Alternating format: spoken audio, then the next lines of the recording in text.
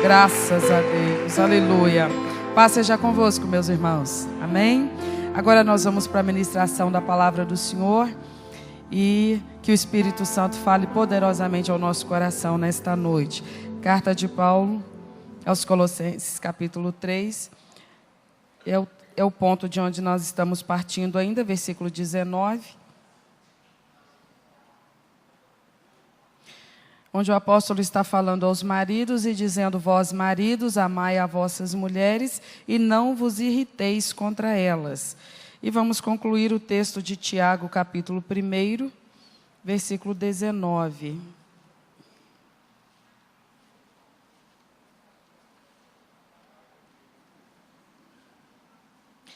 Tiago 1,19, onde o apóstolo diz: portanto, meus amados irmãos, todo homem seja pronto para ouvir, tardio para falar, tardio para se irar. Vamos orar? Vamos pedir que o Espírito do Senhor nos dê compreensão da sua verdade mais uma vez. Senhor, em nome de Jesus, com toda humildade, nos aproximamos do texto sagrado mais uma vez. Te pedimos, fala conosco nesta hora, Deus. Ajuda-nos, Espírito de Deus, a receber essa palavra hoje. Que sejamos, ó Deus, realmente humildes para abrir mão dos nossos conceitos, das nossas ideias, das nossas opiniões, às vezes incutidas pelas filosofias humanas, pela sociedade descomprometida com a Tua palavra. Sejamos, ó Deus, despertados, ó Deus, pelo Senhor mesmo, de que o nosso compromisso é com a verdade da palavra do Senhor. Ajuda-nos a receber esta verdade hoje mais uma vez, para a glória do Senhor e em nome de Jesus. Amém. Pode sentar no seu lugar, por favor.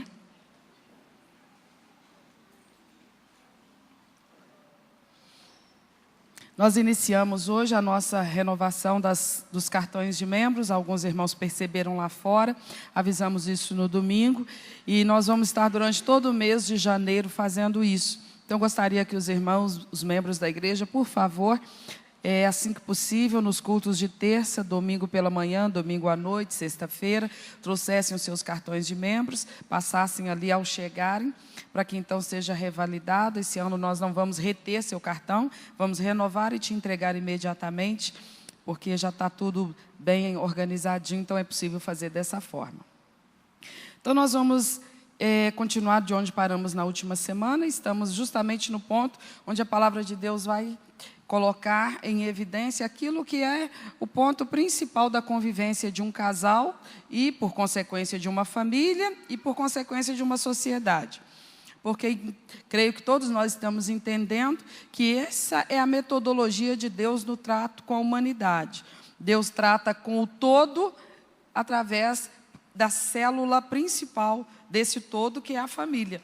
E essa família, que é a célula principal, depende muito objetivamente do relacionamento conjugal, do relacionamento do casal. Por isso, a nossa responsabilidade, por sermos casais bem ajustados. Então, nós estamos justamente no ponto onde o apóstolo Paulo está falando sobre essa liderança que o marido vai ter para com a sua esposa e, obviamente, para com toda a sua família. Uma liderança servil, não uma liderança onde ele vai ser servido, mas onde ele vai servir. Por conta disso, uma liderança sustentada ou construída em cima de um amor, de um senso de proteção, de cuidado. E uma liderança que deve receber a cooperação da esposa, que obviamente vai entender que há um sentido mais importante do que os seus próprios interesses e vontades, que é o sentido de priorizar o benefício da família como um todo. Então, a família depende desse ajuste do casal. Preciso que você olhe para mim e preste bastante atenção nisso. Então, o apóstolo está falando da mulher sendo submissa a um marido que exerce uma liderança servil e amorosa. Então, essa liderança tem deve buscar uma dinâmica ideal. A dinâmica ideal é o quê? É o entendimento.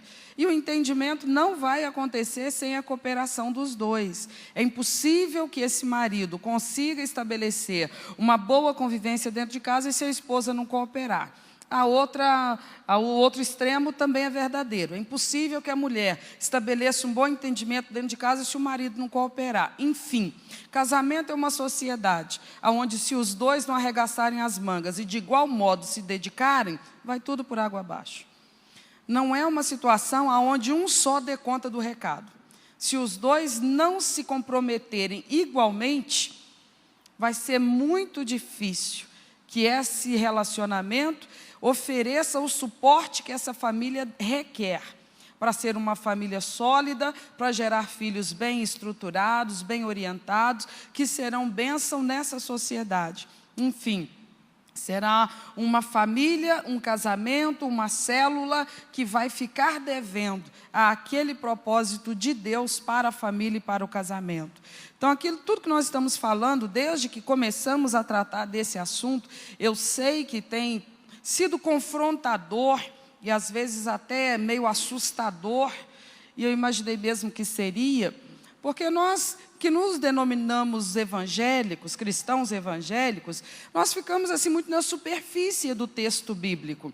Gostamos muito da palavra, dizemos, eu amo a palavra, eu adoro a palavra, eu gosto da palavra, mas a palavra é isso aí. A palavra é isso aí, não é só aquelas coisinhas que agradam nossos ouvidos, não. A palavra é a verdade de Deus e o molde, o modelo, o padrão de Deus para a nossa conduta, para o nosso comportamento. E na maioria das vezes, se a gente for cavar mais fundo mesmo, nós vamos encontrar muitas coisas que a gente vai dar um passinho para trás e vai falar assim, mas isso aí é. Pois é, mas é a palavra. Não é à toa que muita gente fala assim, não dá para mim. Não é à toa que muita gente, quando ouvia Jesus expressar a palavra, dava as costas e falava, não dá não, Senhor. Estou me retirando de cena. E Jesus os via fazer isso e deixava eles irem, porque ele não podia diminuir o peso da palavra. Pelo contrário, ele dizia, realmente, muitos desejarão, mas não conseguirão andar por esse caminho. Porque a palavra é isso mesmo, ela é confrontadora, é contra a cultura. A cultura vigente vai numa direção, a palavra aponta para outro lado. E aí o temperamento humano, a alma humana, o sentimento humano, a psique humana, o racional humano diz que é convertido, que diz que é rendido a Cristo. Nessa hora se ouriça todinho, e fica nervoso, em primeiro plano, com o pregador. Parece que está discordando do pregador. O pregador, que não é bobo nem nada, não toma para si aquela discórdia. Porque, na verdade, o que está acontecendo é uma reação já esperada de uma boa porcentagem daqueles que ouvem a palavra. São gente boa demais e, assim, gente muito dócil com uma palavra que não seja confrontadora. Mas com a palavra confrontadora, aí é que se testa a verdadeira rendição a Cristo. Aquele negócio de, como a Maria que vira para Cristo, para o Senhor e fala, eis aqui a tua serva, faça comigo conforme a tua vontade, poucos dizem isso para o Mestre hoje. Porque diante da palavra que vai reformular nosso comportamento, a nossa reação, na maioria das vezes, é essa. Nós nos assustamos, nos sobressaltamos e começamos com um monte de justificativas. Mas também não é assim, mas desse jeito não dá. Mas é fácil falar. E aí eu tenho ouvido tantas coisas nessas últimas semanas que não me surpreendem. É assim que o povo de Deus reage, toda a vida foi assim.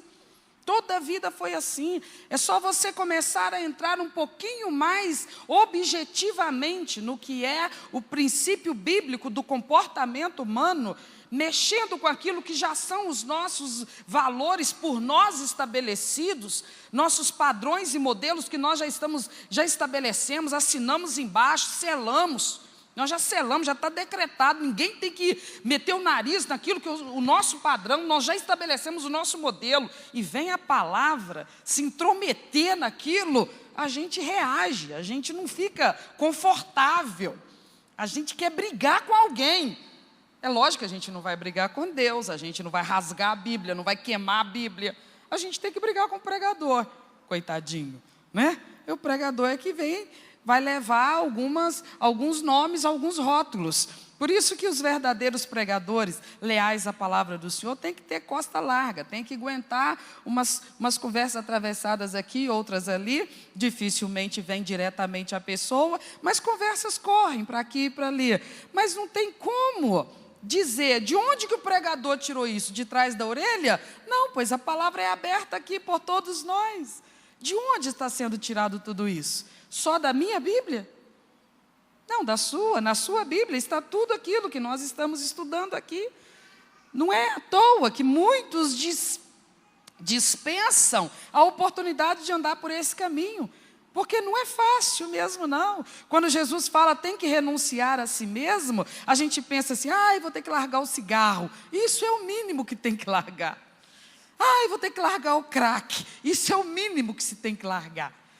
Vou ter que largar a cachaça. Isso é o mínimo que se tem que largar. O que se tem que largar, que é o mais penoso? O eu. Porque foi isso que Jesus falou. Quem quiser vir após mim, renuncie a quê? Foi isso que ele falou. Ele não mede palavras, ele não fica dourando a pílula, não. Ele vai direto no ponto. Ele falou, você está gostando do discurso? Você está achando bonitinho? Está gostando das bênçãos também? Está gostando dos milagres? Está te agradando? Quer vir após mim? Quer ser meu discípulo? Ótimo, então venha. Só cumpra esse requisito. Negue-se a si mesmo. Então venha e siga-me. Aí a gente pensa assim, eu estou fazendo isso. Desde quando eu estou negando a mim mesmo? Tem tantos anos de convertido e tenho negado a mim mesmo. Mas quando a gente se depara com ensinos bíblicos que vão contra a cultura vigente, que batem de frente contra a cultura vigente, contra o modo de viver que prevalece na sociedade, contra um comportamento com o qual nós já estamos acostumados, a gente então se ressente diante da palavra. A gente sai da igreja não muito bem, uma sensação não muito confortável. Mas isso que a palavra de Deus faz, ela é um martelo que esmiuça a penha. Ela agride a penha até que ela se quebre diante da verdade da palavra de Deus. Então eu louvo a Deus porque pode ser que às terças-feiras, ultimamente, nós tenhamos tido algumas palavras meio amargas de descer para a goela abaixo, mas ainda assim nós estamos aqui toda terça-feira. Então quer dizer que nós somos um povo que podemos estar tendo, assim, recebendo com algum sofrimento, mas não estamos nos negando a receber a santa e perfeita palavra do Senhor. Que Deus nos abençoe a todos nós, para conseguirmos colocar em prática o que Ele tem nos ensinado. Não é fácil, ainda que a gente ouça, compreenda e reconheça que isso é o que de verdade tem que acontecer. Todos nós sabemos, não é fácil colocar em prática tudo conforme está escrito aqui. Não é fácil, mas nós temos um bom ajudador conosco, o doce Espírito de Deus, que nos ajuda, que nos capacita, nos habilita, e nós sentimos essa cobrança dentro de nós mesmos, ainda que convivamos com alguém que não esteja investindo da mesma forma e se dedicando tanto quanto nós a obedecer, mas se nós estivermos nos comprometendo, a mudança vai começar em nós, e daqui a pouco a nossa casa inteira vai estar seguindo esse padrão, e Jesus será grandemente exaltado através da nossa família, que é o que Ele deseja, que a nossa família não seja uma bagunça, porque tudo isso que Deus nos ensina é para colocar a nossa casa em ordem, porque Deus não é Deus de anarquia, não é Deus de confusão, Deus é Deus de ordem e de organização. E então, quando nós nos condicionamos a obedecer a palavra do Senhor, nós temos esse ajudador divino, o Espírito Santo, que nos ajuda nas nossas fraquezas. Amém? Então, muito bem. Estamos fechando hoje o ponto onde nós iniciamos, falando com base naquilo que o apóstolo Tiago fala, sobre o entendimento. Porque lá na carta de Pedro, o apóstolo está falando que o marido precisa conviver com a sua esposa com entendimento. E nós chegamos à conclusão juntos de que é impossível haver o entendimento sem o diálogo. E é impossível haver o diálogo sem a postura correta para o diálogo. Se eu estou dialogando para chegar ao entendimento, eu tenho que ter a postura correta na hora do diálogo. Senão eu vou dialogar para manter e acentuar o desentendimento. O diálogo para o entendimento, ele é diferente. Ele é caracterizado por posturas definidas. Tiago fala disso. Todo homem esteja pronto para ouvir. Se eu tenho uma pendência dentro da minha casa, se está havendo um desentendimento dentro da minha casa, e eu quero que a paz retorne dentro do meu lar, eu quero que o entendimento volte a predominar dentro do meu lar, eu preciso entender que sem conversar, não vai ter como colocar os pingos nos is. Nós vamos ter que lá em casa parar e conversar.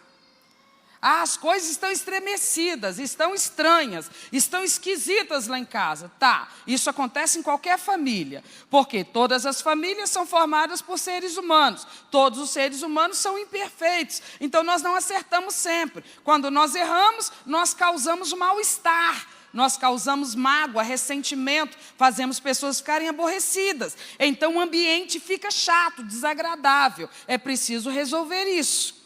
É preciso resolver isso. Como é que se resolve isso? Conversando. Mas é preciso sentar para conversar com o propósito de resolver a questão, não de agravar a questão. Primeira atitude de quem quer sentar para conversar com o propósito de resolver a questão. Eu vou sentar para ouvir. Eu não vou chamar para uma conversa já com uma ideia pré-concebida. Ah, mas eu vou colocar tudo em cima da mesa, eu vou soltar vespas e escorpiões. Não, eu vou sentar para ouvir. Eu vou dar preferência ao que o outro tem para falar. Eu vou me dispor primeiro a ouvir do que a ser ouvido. É essa a orientação que a palavra dá. Eu vou ter a generosidade de preferir entender o outro a ser eu mesmo entendido por quem quer que seja. Se eu estou entrando nessa situação para reestabelecer a paz, eu tenho que saber que a minha postura precisa ser de ceder a preferência ao outro, para que o outro fale primeiro. E eu vou ouvir com atenção para entender a sua maneira de pensar, que justifica a sua maneira de agir, porque ninguém age sem uma lógica por detrás do seu comportamento. Eu tenho que entender essa lógica por detrás desse comportamento. Aí eu vou compreender por que falou assim, por que agiu assim. Posso continuar não concordando com o que falou e como agiu, mas vou entender o porquê falou assim e agiu assim. Eu devo isso a essa pessoa, porque é um ser humano que tem ideias próprias, pensamentos próprios. Porque isso que eu vou fazer por essa pessoa, eu quero que essa pessoa faça por mim, quando chegar a minha vez de falar. Na minha vez de falar, eu quero que essa pessoa faça o mesmo, me ouça com atenção, se esforce, tenha boa vontade para me entender. Por que eu falei o que falei? Por que eu agi como agi? Eu vou me explicar para essa pessoa.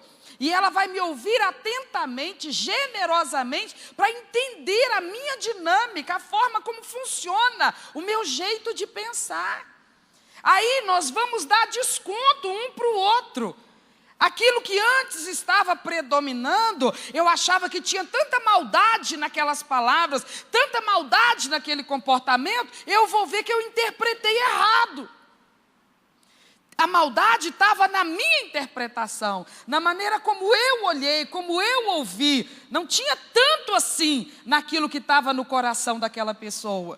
Mas eu não posso saber isso se eu não deixar a pessoa falar, se eu não deixar a pessoa se explicar. Aquilo que a palavra de Deus está ordenando precisa se tornar uma coisa comum, normal e habitual nos lares evangélicos. Porque a gente acha que conflito nos lares dos crentes se resolve meramente com oração. E ainda que a oração seja uma atividade essencial em toda e qualquer circunstância, ela não dispensa a comunicação responsável e sábia e prudente e construtiva. A palavra do Senhor está chamando os crentes a serem mais comprometidos com a paz do seu próprio lar. E a paz do nosso lar requer de nós que sejamos bons no diálogo, na comunicação. Porque a fala, a habilidade de nos comunicar, não foi dada para que nós sejamos guerreiros dentro de casa, brigando uns com os outros, mas para que nós achemos o caminho do acordo, da paz, do entendimento entre nós. Esta é a vontade do nosso Deus. Não adianta nós acharmos que o Senhor vai entender o nosso lado, ainda que eu esteja com a razão numa questão, mas estar com a razão não me dá o direito de faltar ao respeito com aquela outra pessoa dentro da minha casa, que pode não estar com a razão tanto quanto eu, mas é um ser humano. É um ser humano que, ainda que esteja com menos razão do que eu, mas tem que ser tratado com dignidade. Não pode ser tratado de forma cruel ou ofensiva. O que Paulo está dizendo aos colossenses, ali aos maridos? Que eles devem amar as suas esposas e não tratá-las com amargura, não tratá-las de forma cruel. Ora, quando que esse marido vai tratar essa mulher com amargura ou de forma cruel? Quando ela concordar com ele em tudo? Só se ele for doido.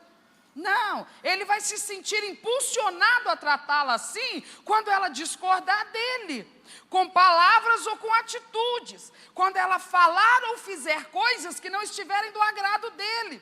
Então Paulo está dizendo, quando ela não agir de conformidade com as suas expectativas, você, humanamente falando, pode ficar alterado. Então a ordem que o Evangelho te dá, homem de Deus, ainda que você se sinta justificado na tua alteração, isso não te dá o direito de destratá-la. Porque o que Deus quer que prevaleça dentro do lar, do povo que serve a Ele, o respeito, a consideração. Sem essas coisas não há paz no lar. Não há paz doméstica se não há respeito, se não há consideração, se não há um tratamento cordial. Paz é tudo que nós queremos dentro das nossas casas, é verdade ou não é, gente? Nós queremos que haja paz dentro da nossa casa, só que a gente acha que ela vem de graça.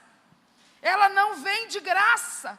Ela é construída em cima de colunas que a sustentam. E são responsabilidades nossas.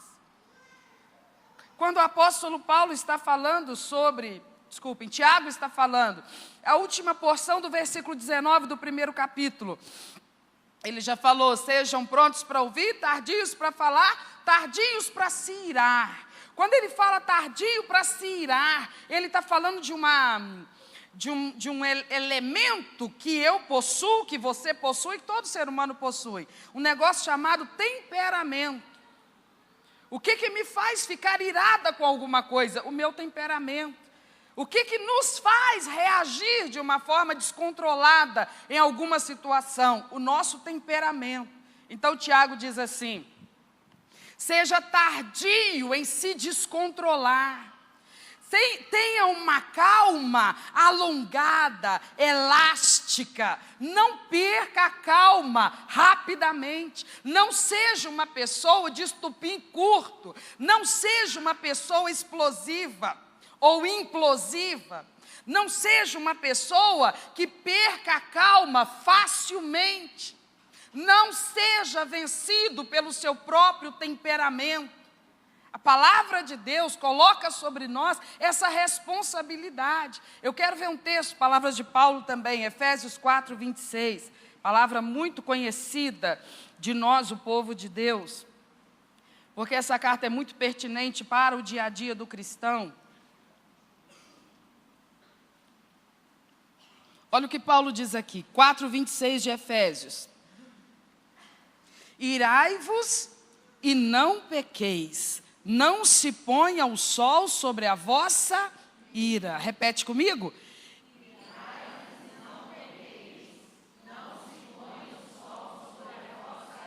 Então a palavra não está dizendo que porque nós somos servos de Deus, nós nunca vamos ficar irados, nunca vamos ficar aborrecidos, olhe para mim por favor, nunca vamos ficar alterados. Há situações que justifiquem isto, há situações que elas vão provocar isso em nós. Mas o que a palavra está dizendo? Ainda que você se sinta assim, ainda que uma situação justifique você ficar assim, não perca o controle por causa disso. Não deixe que essa sensação emocional comande suas palavras, seus gestos, suas atitudes. Não se transforme numa fera por causa disso. Paulo aqui aos Efésios ainda diz mais. Ele diz, não deixe que isso se prolongue excessivamente, não se ponha o sol sobre a vossa ira. Dê um prazo para essa sensação durar dentro de você. Ou seja, acalme-se. O que Paulo está dizendo? Quem tem que me acalmar? Eu mesmo. Quem tem que acalmar a gente? É isso que ele está falando. Ele diz assim, irai-vos. Tem coisa que vai te deixar alterado, não tem jeito. Tem coisa que justamente ou injustamente, corretamente ou incorretamente vai te alterar, vai te deixar irado. Vai te deixar com raiva, tá? Segunda coisa, ainda que esteja irado, não peque por causa disso. Não é desculpa para pecar. Ah, mas eu fiquei cego de ódio. Ninguém fica cego de ódio. Isso é desculpa. Ninguém fica em transe de tanta ira que entrou em transe, saiu de si. Isso não existe. Mentira. Mentira. São temperamentos descontrolados. São pessoas desequilibradas, elas não dominam a si mesmas, sabe? Elas não colocam uma coleira no seu próprio temperamento, elas não se puxam a si mesmas, elas se deixam soltas e se deixam ir para onde aquela sensação lhes leva e fazem estrago. Então Paulo está dizendo, irai-vos, mas não pequem por causa da ira. Ainda que debaixo de uma onda de raiva, controle-se. Não abra mão de ser justo, não abra mão de ser correto, não abra mão de ser digno, não abra mão de ser humilde, não abra mão de ser paciente, não abra mão de ser misericordioso, não abra mão de ser bondoso, ainda que você esteja com muita raiva. Mas isso é sobre-humano, é para isso que você tem a ajuda do Espírito Santo de Deus na sua vida. Esse é o modelo para nós, Jesus Cristo nosso Senhor. Varão perfeito e modelo para mim e para você. Paulo diz, irai-vos, mas não peque porque está irado. E mais, dê um jeito de botar fim na sua ira. Dê um prazo para a sua ira. Coloque um termo nela, coloque um limite nela. Diga para ela até onde você vai permitir que ela dure. Olhe para você mesmo e diga, mas eu estou assim, bom para agarrar um pelo pescoço, mas eu estou falando para mim mesmo. Isso, eu sou humano, eu me dou o direito de sentir isso, porque eu não sou nenhum robô, eu não virei anjo, eu sou um ser humano, mas eu tenho uma lei dentro de mim. Eu odeio essa ordem para o meu próprio caráter. Eu não admito que isso me domine, além do limite. Antes que o dia de hoje termine, eu diante do meu Deus, eu vou estar livre desse sentimento no meu coração.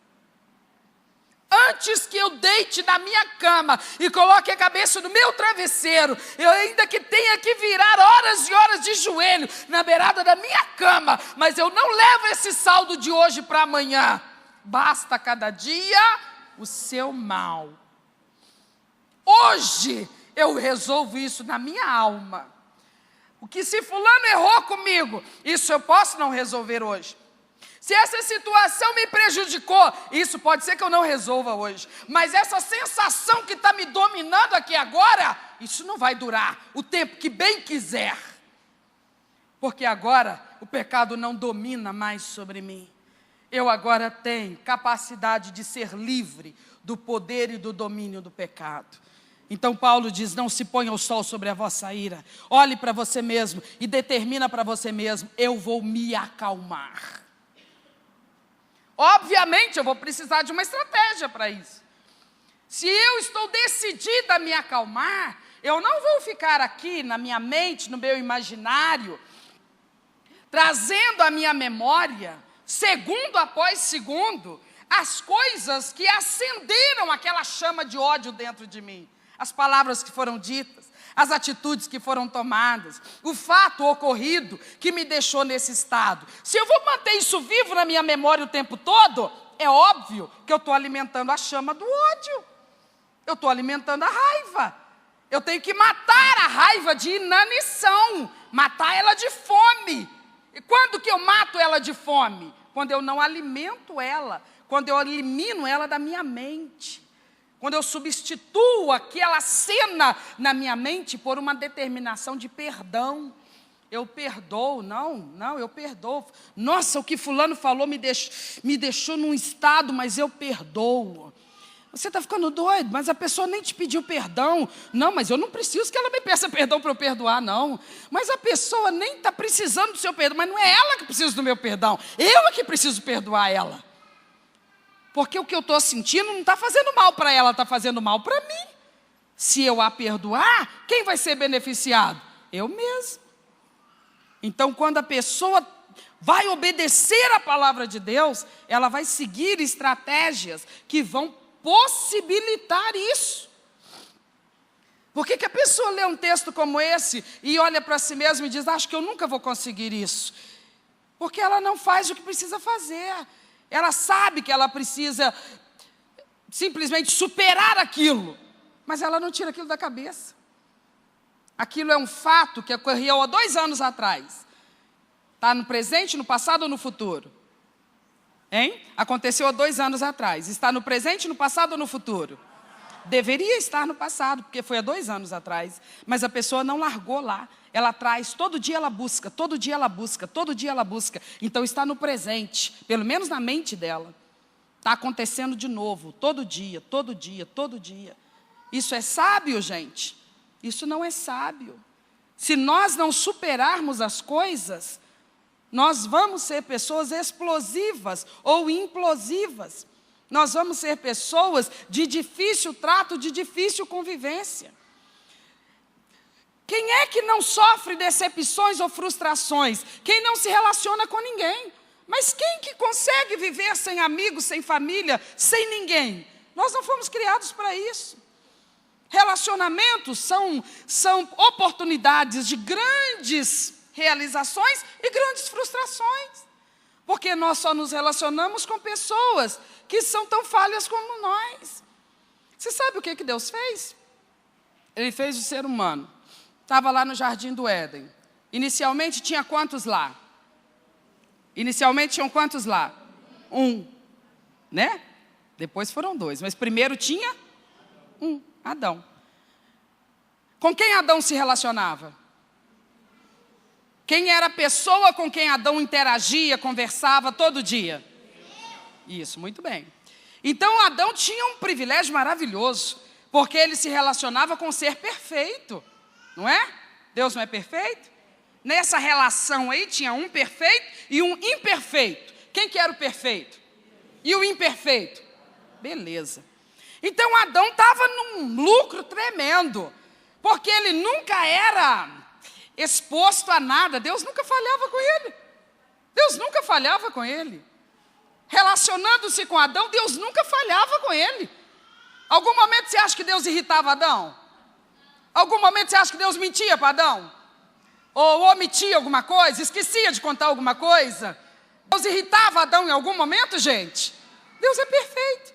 Aí lá diz em Gênesis capítulo 2, versículo 18, Deus faz uma declaração surpreendente, que cada um entende como quer entender. E é possível entender de várias maneiras. A palavra diz assim, viu Deus que não era bom que o homem estivesse, mas o homem não estava só. O homem estava só? O homem tinha companhia de quem? Ele estava só em que sentido? de um igual. E Deus viu que não era bom.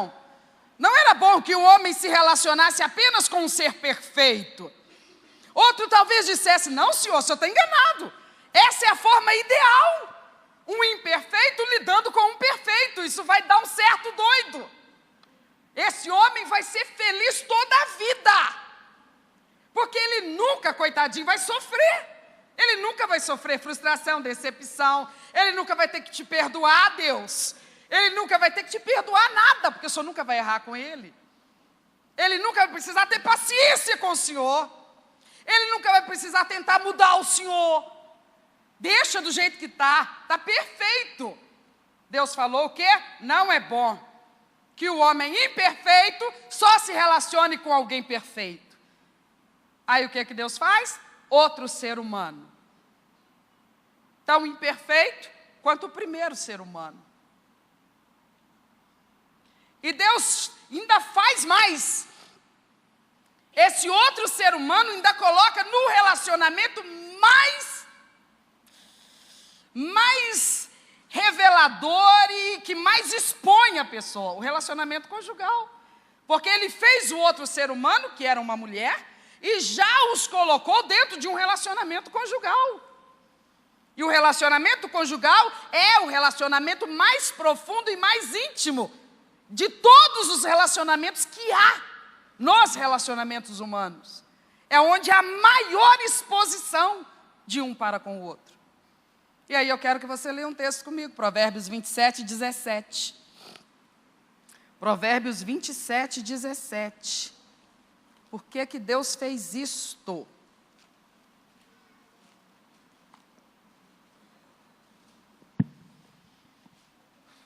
Olha aqui. Vamos ler? Afia-se o ferro com o ferro. Assim o homem afia o rosto do seu. Na minha tradução, aqui na minha Bíblia, como ferro com ferro se afia, assim o homem afia o rosto do seu amigo. Quando Deus fez outro ser humano para conviver com o homem, Deus estava dando ao primeiro homem essa oportunidade de uma convivência aonde um afia o outro. Aonde nessa convivência, um oferece ao outro a oportunidade de crescimento pessoal, de aperfeiçoamento pessoal. Por favor, preste atenção. Quando a palavra de Deus está dizendo, seja tardio para se irar, talvez alguém dissesse assim, não, a palavra devia estar dizendo assim, seja tardio para irritar o outro, coitadinho, para que ele não fique irado. Não, a palavra está falando comigo. Você vai casar com uma pessoa que vai te irritar. Aprenda a demorar para ficar irritado. Cada vez demorar mais. No primeiro ano de casado, você talvez vai se irritar rapidamente. No segundo ano, aprenda a lição. Aprenda a tolerar mais. Ele vai precisar fazer muito mais coisa para conseguir te levar a esse pico de irritação. No terceiro ano, coitadinho, você vai dar canseira nele. Ele vai ter que fazer muito mais coisa para te levar no mesmo pico de irritação. Entende uma coisa, filha? Tu quer casar, não quer? Tu podia ficar solteira, porque não é obrigada a casar. Você podia ficar solteira, mas você não quer ficar solteira, né, filha? Você quer casar. Você está de joelho, madrugada fora, me pedindo para casar, né, filha? Então tá. Tu quer mesmo, né? Então tá. Então tu vai casar. Mas tu vai casar para viver casada, tá bom, nega? Até que a morte separe vocês, tá, filha? Tá bom, Senhor? Pode mandar, porque eu quero casar. Então tá, casamento é maravilhoso, mas é uma escola. É a hora de você crescer. Tá bom, filha? Tá bom. Então tá. O primeiro ano de casada vai ser o seguinte, nega. Ele vai te atentar. Ele vai te atentar. Aí você vai perceber o quê? Ele vai fazer algumas coisinhas e aí você vai sentir uma onda te subindo e o seu estresse, o seu nível de estresse vai chegar nessa altura. Ele fez pouca coisa para o seu nível chegar nessa altura. Você não está acostumada com isso. Seu pai e sua mãe passavam muito a mão na sua cabeça, largava para lá. para não ter que tolerar sua tromba, sua bateção de porta, suas respostas mal criadas, ele te largava para lá. Agora teu marido não te larga para lá. Ele te enfrenta. Ele fala, ele faz, ele não come na sua mão. Aí tu tá assim, ó, enlouquecendo. E ele faz alguma coisa, o pico de estresse chega aqui, ó, com pouca coisa que ele faz. Só que você vai ter que aprender. Tu não quis casar, tu não vai viver longos anos ao lado dele, então você vai aprender. Vai aprender a fazer essa sua paciência ser longa. 2º ano de casado. O limite do estresse é esse aqui. Quanto tempo no primeiro ano levava para chegar isso aqui? Ah, nas primeiras 3 horas do dia, depois que a gente acordava, já estava aqui. 3 horas depois que acordava? Tá. 2º ano de casado, bota uma coisa na sua cabeça. Pelo menos até meio-dia eu não vou chegar até esse pico. Ele pode fazer o que ele quiser, eu não vou chegar. E dê conta disso. Isso é problema seu. Deixa ele fazer o que ele quiser fazer. Controle-se. 2º ano, até meio-dia não chegou aqui. Que bonitinho, ela está crescendo. 3º ano, coloca uma coisa dentro de você. Eu agora chego até as 3 da tarde, mas eu não alcanço esse pico. Irmãos, parece que eu estou brincando, mas a dinâmica é essa.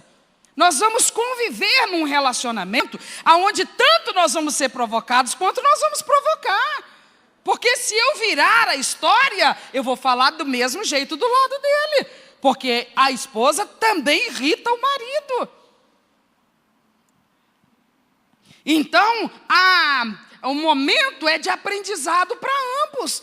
Salomão está dizendo, assim como o ferro afia o ferro, um ser humano afia o outro. Um ser humano aperfeiçoa o outro. Gênesis 2,18, Deus diz, não é bom que o homem esteja só. Mas o homem não estava só, ele tinha Deus na companhia dele. Mas Deus não expunha o homem a nenhuma provocação, porque Deus é perfeito. Então Deus diz, isso não é bom, não é didático, não vai provocar o crescimento do caráter deles. Então eu vou fazer outro, igualzinho, falho, imperfeito. Aí eles vão conviver, e aí eles vão ver, eles vão enxergar uma cópia de si mesmos, e eles vão entender que eles precisam ser bondosos, generosos, pacientes, porque estão lidando com alguém imperfeito, mas eles também o são. Mateus, capítulo 7, versos 3 e 4.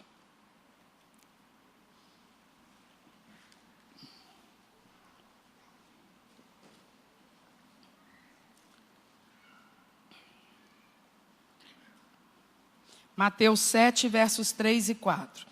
Palavras do nosso Senhor Jesus no Sermão do Monte. Ele diz assim, e por que reparas tu no argueiro que está no olho do teu irmão, e não vês a trave que está no teu olho? Ou como dirás a teu irmão, deixa-me tirar o argueiro do teu olho, estando uma trave no teu?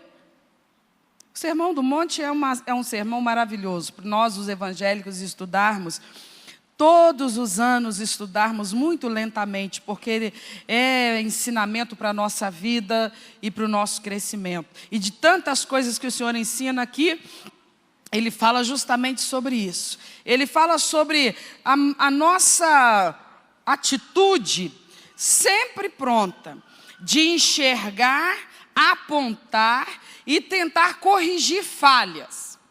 Em quem? No outro. Isso não é um problema de um ser humano só, não. Isso é característica de todos nós. Todo ser humano tem esse defeito, tem esse problema.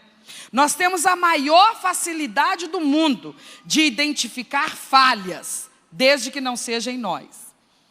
É mais ou menos tipo casca de feijão no dente.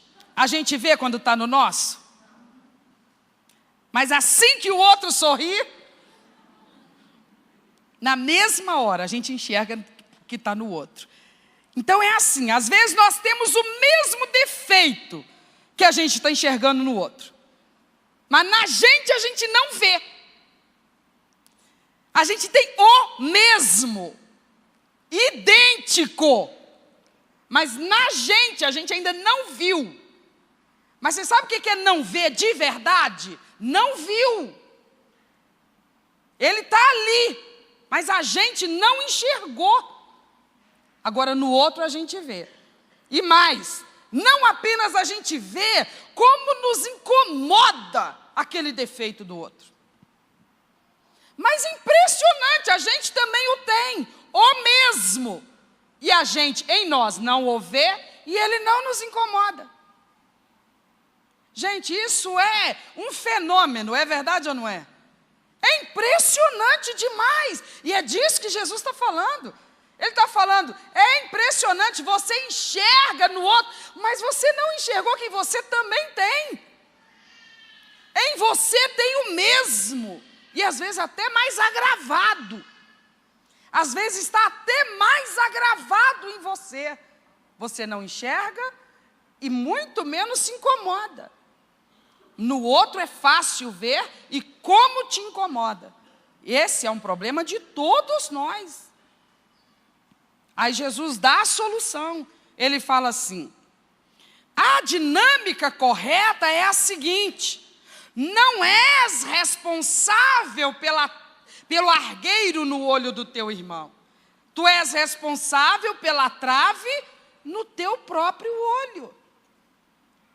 A resposta que Cristo dá é o seguinte: a falha que há no temperamento do outro não é responsabilidade minha. Não é responsabilidade minha extrair aquela falha. Com relação à falha no temperamento do outro, o que a Bíblia me impõe é que eu respeite. É que eu respeite o temperamento do outro. Eu respeite o tempo e a dinâmica do outro. Se eu em algum momento puder ajudar, que eu o faça com amor, com misericórdia, edificando o meu próximo. Mas eu não sou ensinada na palavra de Deus a mudar e transformar o outro. Então, com relação à falha do outro, a Bíblia me manda respeitar. Agora, a mesma falha em mim não é para eu respeitar, é para eu eliminar. Não é isso que Jesus está falando? Ele está dizendo, o mesmo que está no outro está em mim. Eu não enxergo no outro, eu enxergo no outro e não enxergo em mim. Me incomoda no outro, não me incomoda em mim. Jesus falou, está tudo errado. Ainda que você enxergue no outro, enxergue em você mesmo. Não tente tirar do outro, porque o outro é que tem essa obrigação. Não preserve a você mesmo, tire de você. Respeite o que está no outro. Mas a mesma falha que eu sou obrigado a tirar de mim, eu deveria tirar do outro. Não é obrigação sua, é obrigação do outro. Tua obrigação é com as tuas próprias falhas. Normalmente a gente se justifica dizendo, mas fulano faz pior do que eu. Normalmente a gente se acalma e se justifica com argumentos assim. E o que é que acontece? Nós perdemos a oportunidade de sermos aperfeiçoados, de sermos amadurecidos, de sermos afiados, justamente nos relacionamentos uns com os outros. Irmãos, a palavra de Deus, ela é maravilhosa. É uma pena que nós fiquemos só na superfície do que ela diz. Mas o que ela nos fala é que nós precisamos desse atrito nos nossos relacionamentos interpessoais. Para quê? Para passar raiva? Não. Para dimensionar essa raiva e levar essa raiva a julgamento. Eu estou com muita raiva do que fulano falou, então eu não tenho que me preocupar com o que fulano falou. Eu tenho que me preocupar com a raiva que eu estou sentindo por causa do que fulano falou. Eu tenho que me questionar em relação à minha reação ao que a pessoa fez. Eu não sou responsável pelo que a pessoa fez. Eu sou responsável pelo como eu reagi ao que a pessoa fez. Deu para entender? Eu não vou ter que prestar contas pelo que a pessoa fez. Eu vou prestar contas pelo que eu reagi diante do que a pessoa fez. Então, quando alguém pisar no meu calo, quando alguém me afrontar, quando alguém errar comigo, olha como eu faço tudo errado. Eu foco no que a pessoa fez comigo. Eu consumo minhas energias pensando no que a pessoa fez comigo. Está tudo errado. Isso não é hora de pensar no que a pessoa fez de errado. Isso não é problema meu. O que a pessoa fez de errado comigo é problema de quem? Você não está me entendendo? O que a pessoa fizer de errado comigo é problema de quem? Dela. Eu não tenho que perder o sono por causa disso. Eu não tenho que perder a paz interior por causa disso. Eu não deveria perder a alegria de viver por causa disso. Está dando para notar como é que a gente faz tudo errado? Não é problema meu o que a pessoa fez de errado comigo. Mas a gente é tão emocional, a gente é tão sem lógica na nossa emoção, que a gente se desgasta focando nisso, no que a pessoa fez com a gente. E se a gente pensasse mais biblicamente, a gente nesse momento não estaria perdendo tempo analisando a pessoa, o que ela fez, o que ela falou, por que ela fez, por que ela falou. Isso não é problema nosso. Isso tem a ver com a estrutura dela. Quem responde por isso é ela, não é a gente. O que é a minha responsabilidade nisso tudo? É como eu recebi isso. É como eu agi diante disso. É como eu reagi diante disso. Quem eu tenho que estudar nessa hora? Quando alguém me maltrata, quando alguém me ofende, quando alguém erra comigo, quando alguém falha comigo, quem que eu tenho que estudar nesse momento? Eu mesma. Eu tenho que estudar eu mesma. Mas a gente faz tudo errado, é verdade ou não é? A gente foca no que o outro fez. Está errado. Está errado. Eu não vou crescer nesse momento. Essa situação que pode ser um momento de crescimento pessoal, eu não vou crescer nada, porque eu estou analisando o objeto errado, a pessoa errada. É hora de eu olhar para mim mesma. Como é que eu estou me sentindo? Como que eu respondi? Como que eu reagi? Como que isso está fervendo aqui dentro de mim? E aí eu vou aprender a classificar as minhas emoções, meus raciocínios, meus pensamentos, meus sentimentos. E eu vou ter uma fotografia de como de verdade o meu caráter é. Na hora dessas provocações, na hora desses estímulos. Porque eu posso preferir acreditar que eu sou uma ovelhinha mansinha, gentil, dócil, cheia de bons sentimentos e muitas qualidades. Mas quando essas situações probatórias vierem, é que na verdade vai se evidenciar o que de verdade eu sou, como ser humano, meu caráter, os sentimentos que predominam dentro de mim. Então eu deveria estar interessada em ver com mais nitidez como é que de verdade eu sou. Talvez eu vou me assustar e me envergonhar, porque talvez diante dessa situação eu vou fazer uma retrospectiva e eu vou lembrar, gente, olha o que eu fiz. Quando aquela pessoa fez o que fez comigo, eu saí falando mal dela para todo mundo.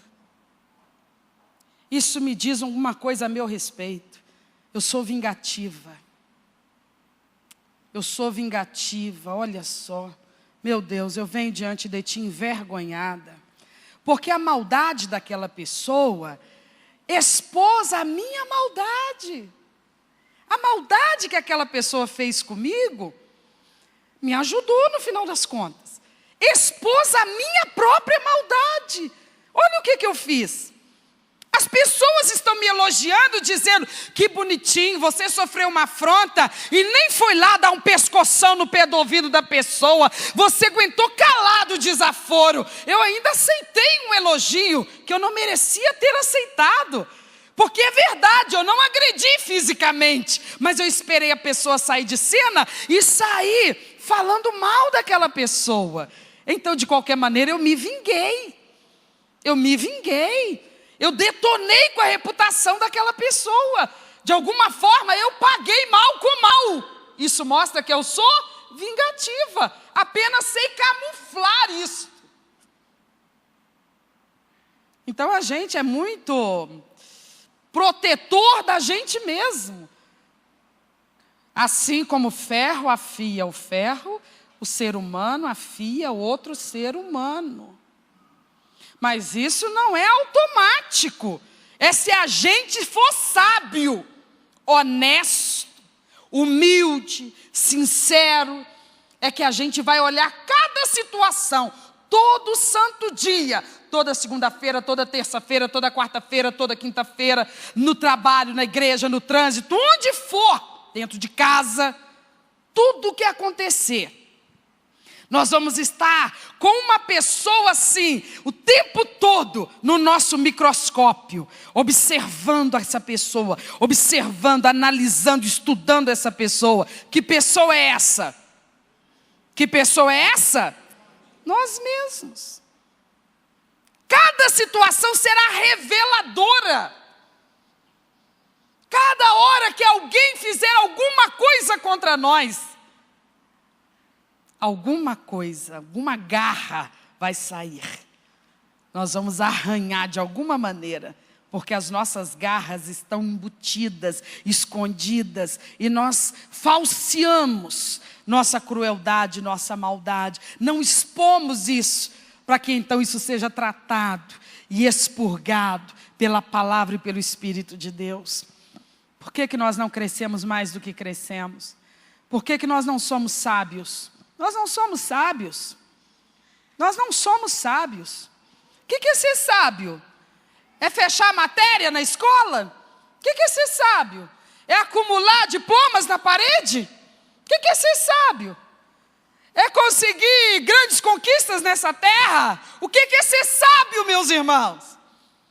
Ser sábio é entender o outro ser humano, é ter relacionamentos permanentes. Ser sábio é conseguir viver e conviver com as pessoas, entendendo essa obra-prima da criação de Deus.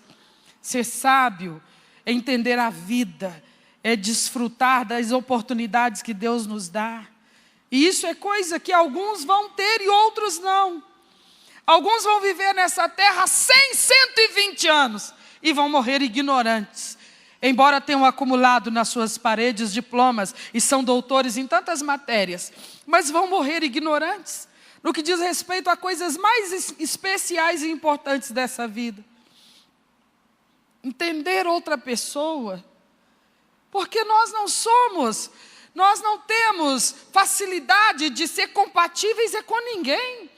Você vai hoje fazer uma pesquisa e você descobre que as separações conjugais, os divórcios, o que os justifica na maioria das vezes hoje, é uma expressão muito clássica. Eles dizem assim: nós vamos nos separar por conta de uma incompatibilidade de gênios. Temperamentos incompatíveis. Nossos temperamentos são incompatíveis. É por isso que a gente vai se separar. A gente briga igual cachorro e gato. Ah, tá, sei. É só por isso, tá. E você acha que na face da terra tem alguma pessoa com quem o seu temperamento seja plenamente compatível? Bom, eu acredito que sim. Vamos fazer uma pesquisa então. O seu temperamento foi plenamente compatível com a sua mãe? Foi plenamente compatível com seu pai? Foi plenamente compatível com uma irmã, com um irmão? Com todos os colegas de trabalho que você já teve na sua vida, patrões, empregados, vizinhos? Seu temperamento já foi compatível com alguém na face da terra até o dia de hoje? Plenamente compatível? Tem alguém que você conviveu assim de uma forma mais estreita, com quem você concordava em tudo o tempo todo, e essa pessoa também concordava com você em tudo o tempo todo? Gente, isso existe? Isso não existe. Não existem temperamentos plenamente compatíveis. Não existe. Assim como o ferro afia o ferro, um ser humano afia outro ser humano. Nós não vamos viver sozinhos, nós fomos criados por Deus para viver em família. E Deus quer que família seja um reino de paz. Mas isso não é responsabilidade dele, é responsabilidade das famílias. Mas nós vamos conseguir estabelecer essa paz quando nós aprendermos que nós temos que ter temperamentos flexíveis dentro da nossa casa. Entender a falha do outro, entender os limites do temperamento do outro, porque nós não vamos mudar o temperamento do outro. Deus não nos deu essa ordem nem essa licença de mudar o temperamento do outro, mas Ele nos deu a ordem e a licença de mudar o nosso temperamento. Pelo menos colocar rédea nele, colocar freio nele. Jesus falou, você não vai tirar o argueiro do olho do teu irmão, mas a trave do teu você vai. Então eu sou responsável, lá dentro da minha casa moram 4 pessoas. Cada um tem um temperamento, cada uma tem uma personalidade. Eu quero paz dentro daquela casa. São pessoas que são unidas por laços de família. São pessoas que se amam e são importantes umas para as outras. Mas nada disso vai garantir a paz dentro da minha casa, se nós não nos respeitarmos ali. E o que precisa ser respeitado ali? O jeito de ser de cada um. Para respeitar meu marido e meus filhos, eu exijo que eles sejam idênticos a mim? Para me respeitarem, eles exijam que eu seja idêntica a eles? Isso não existe. Não existe uma pessoa idêntica a outra. Se eu quero que eles me respeitem o meu jeito de ser, o que eu tenho que dar em troca? Se eu quero respeito, eu dou respeito. Se eu quero honra, eu dou honra.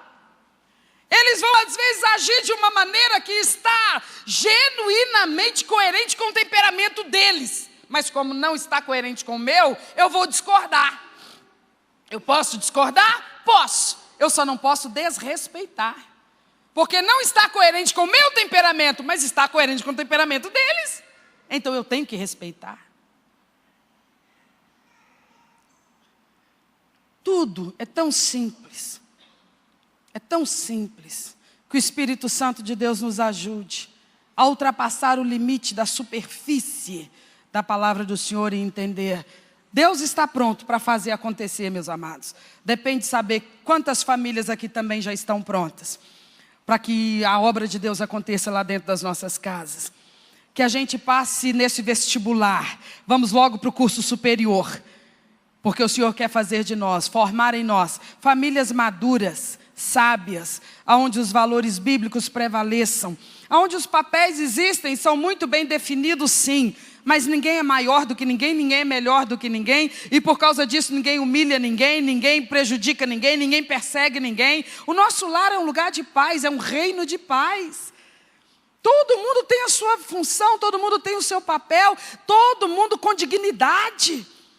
Tem a mulher que obedece ao marido que está no comando, mas não tem ninguém fazendo bullying dentro de casa, ninguém desonrando ninguém. É tudo no respeito, tudo na dignidade, na honra.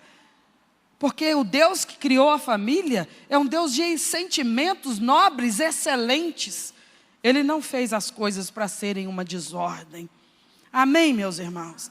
A partir da semana que vem nós vamos passar a falar sobre o versículo seguinte, que fala do relacionamento dos pais com os filhos.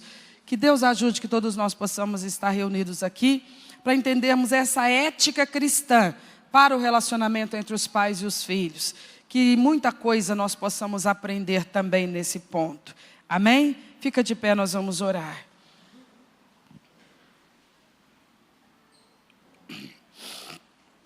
Feche os seus olhos, por favor.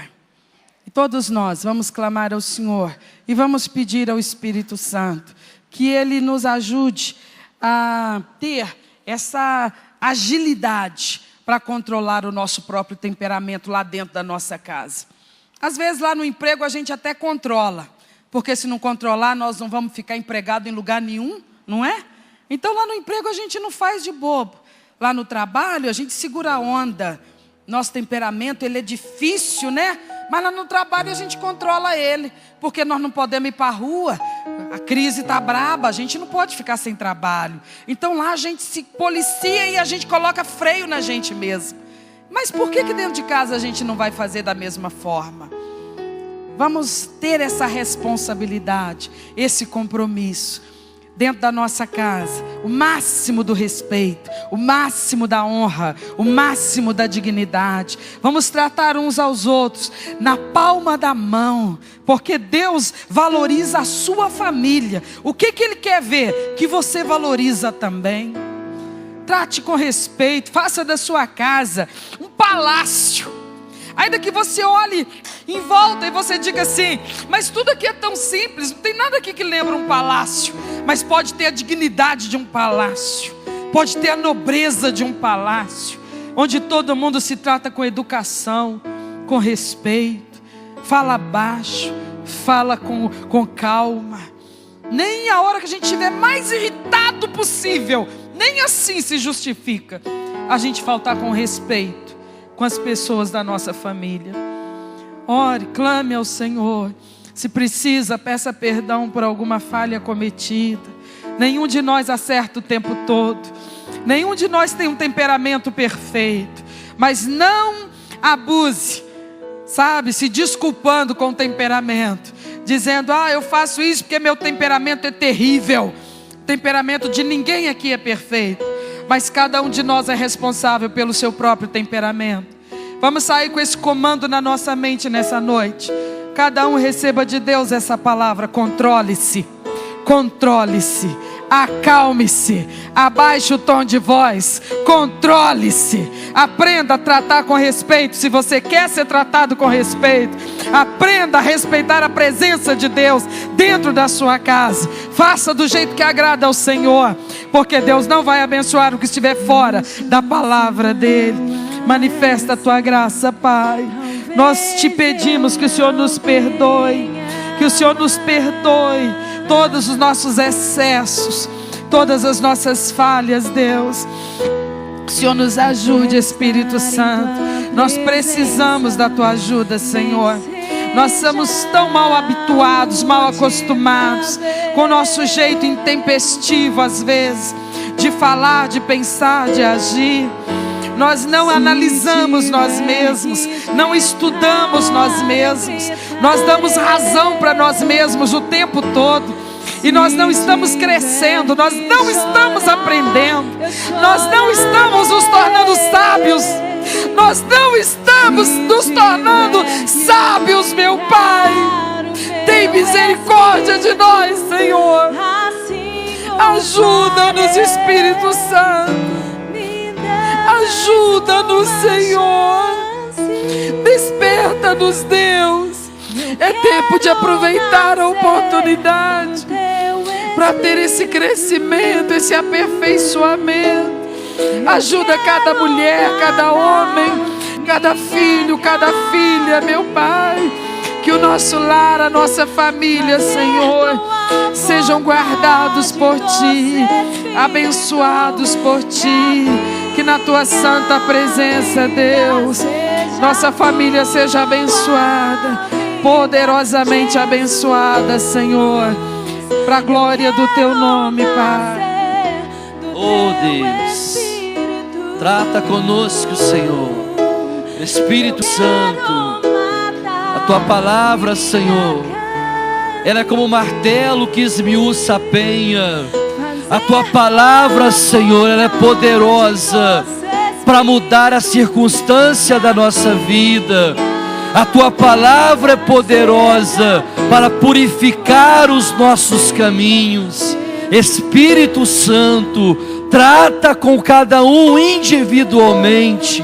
Que a Tua palavra não volte para Ti vazia, mas que a Tua palavra possa cumprir o propósito na vida de todos nós aqui nessa noite.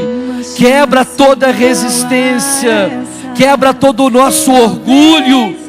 Faça-nos descer nessa noite na olaria do Rei. Quebra esse vaso e nos faça um novo vaso para a glória e honra do Teu nome. Meu Deus, trata, Senhor, com cada família aqui nessa noite, que todas essas palavras que nós ouvimos possa trazer transformação na nossa mente, no nosso caráter. Oh meu Deus, não permita que famílias sejam destruídas por atitudes insensatas. Ah, Espírito Santo, trata com essa mulher, trata com esse homem, trata com esse filho. Faz em nós, ó Deus, o teu querer. Ah, meu Deus, toca, Senhor, nessa noite e faz a obra de transformação na nossa vida, Deus. Trabalha, Senhor, trabalha nessa noite, meu Deus, em cada casa, em cada família, meu Pai. Aquele que está fraco nessa noite, renova as forças. Aquele que está cansado, renova, Senhor, o ânimo. E nos ajude, Deus, a caminhar em santidade, observando a Tua palavra, Deus. Que todas as famílias aqui nessa noite, Deus, sejam restauradas. Que haja cura interior, que haja renovo no nosso ânimo, meu Pai. Que haja avivamento no nosso meio, meu Deus. Pois nós estamos aqui nesse tratamento através da Sua palavra e do Teu Espírito Santo. E que no nome de Jesus, ó Deus, todos nós, Pai, possamos sair daqui, ó Deus, abençoados pelo poder da Tua palavra, Deus. Em o nome de Jesus. Graças a Deus.